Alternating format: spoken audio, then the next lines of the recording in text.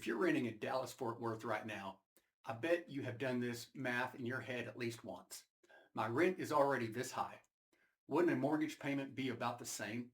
And then it feels too complicated to actually figure out. So you just keep renting another year. I'm Kris Anderson, a mortgage loan officer with BOC Bank.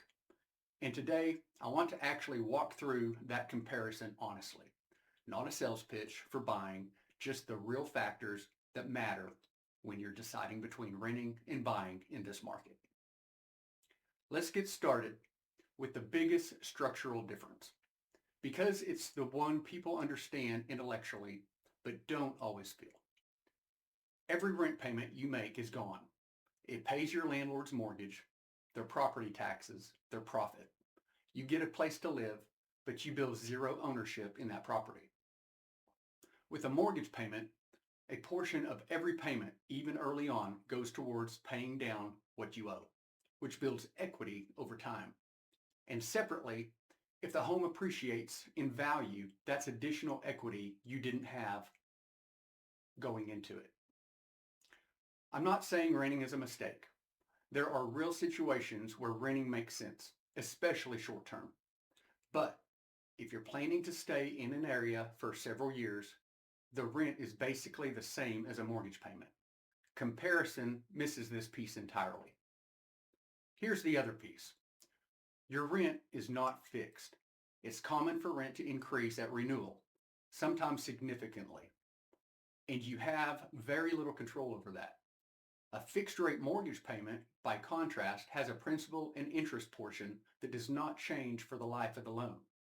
Now, I want to be fair. Your property taxes and insurance, which are part of your total house payment, can go up over time too. So it's not that your total payment is frozen forever, but the core loan payment is locked in, which gives you a level of predictability that renting simply doesn't offer. Think about where your rent was 5 years ago versus today. Now imagine that same trajectory for the next 5 years while renting versus the payment stability of a fixed mortgage. That's the comparison that actually matters.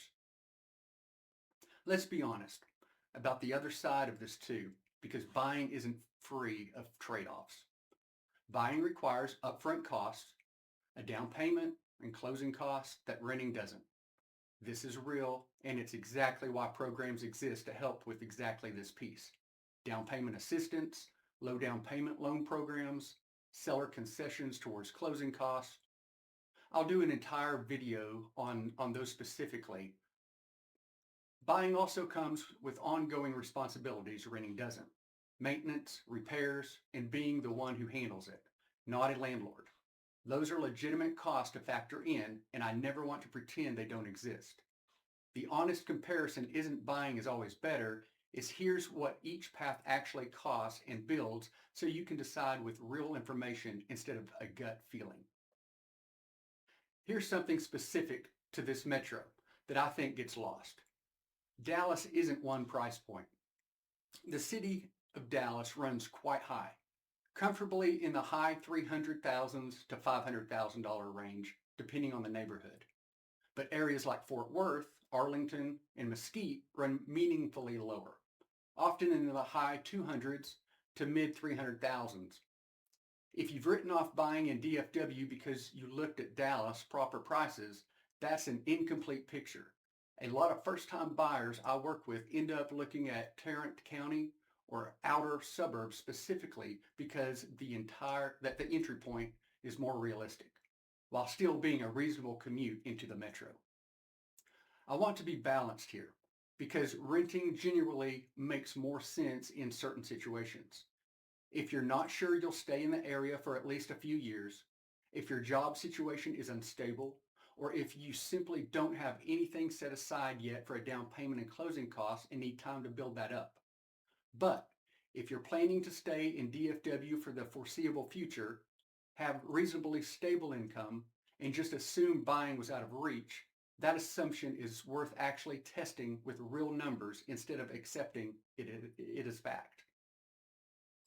If you want to see this comparison with actual numbers, your actual rent, your actual savings, your actual target neighborhoods, That's exactly the conversation I have with clients every week, and it costs you nothing to find out where you stand. I'm Kris Anderson with BOC Bank, NMLS number 1201276, equal housing lender. Next month, we're getting into down payment assistance programs across Texas. So if the down payment piece is what's been holding you back, that's coming up, and I'll see you there.